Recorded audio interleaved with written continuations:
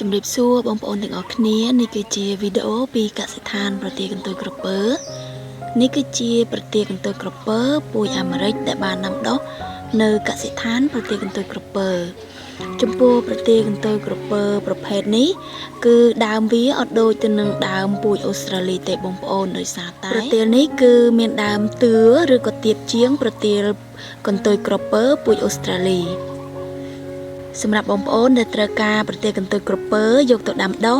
មិនថាយកទៅដាំដុះបែបលម្អផ្ទះឬក៏យកទៅដាំដុះជាលក្ខណៈកសិដ្ឋានជាចំការធំអាចទំនាក់ទំនងបានមកកសិដ្ឋានប្រទេសកន្ទុយក្រពើទីនេះជូនថាពូជសុទ្ធល្អបើពូជអូស្ត្រាលីគឺចំអូស្ត្រាលីពូជយកមកពីអាមេរិកគឺចំពូជអាមេរិកតែម្ដងចាអរគុណច្រើនបងប្អូនសម្រាប់ការគ្រប់គ្រងកសិផលខ្មែរយើងដែលបានដាំដុះដោយកសិដ្ឋានប្រទេសកន្ទុយក្រពើចាចំពោះនេះវិញគឺនាងខ្ញុំចង់បង្ហាញជូនបងប្អូនពីប្រទេសកន្ទុយក្រពើពូជអូស្ត្រាលីម្ដងខាងនេះគឺនាងខ្ញុំបានញែកជាពីរដាច់ពីគ្នានេះគឺជាប្រទេសកន្ទុយក្រពើពូជអូស្ត្រាលីដែលមានធាងធំវែងសាច់ក្រាស់ណែន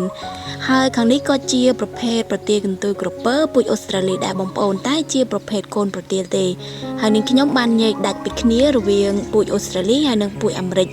សម្រាប់ពូជអាមេរិកគឺរៀងថ្លៃជាងពូជអូស្ត្រាលីបន្តិចដោយឡែកពូជអូស្ត្រាលីដែលផ្សំហើយពីខាងកសិដ្ឋានប្រទេសកន្ទុយក្រពើលក់ជូនក្នុងមួយដើម 8,000 រៀលគឺធំដូចរូបនេះអញ្ចឹងបងប្អូនដើមវាគឺថាចិត្តប៉ុនកដុងទឹកសុទ្ធទៅបងប្អូនហើយសម្រាប់ពូជអាមេរិកគឺមានតម្លៃទៅតាមដើមតូចឬក៏ដើមធំបើដើមធំខ្លាំងគឺនាងខ្ញុំលក់សម្រាប់កូនពូជអាមេរិកហ្នឹងមួយដើមតម្លៃ$5បងប្អូនចាអរគុណច្រើនបងប្អូនសម្រាប់ការគ្រប់គ្រងកសិផលខ្មែរយើងដែលបានដាំដុះដោយកសិដ្ឋានប្រទេសកន្ទុយក្រពើជួបគ្នានៅវីដេអូលើកក្រោយទៀតជម្រាបលាបាយបាយ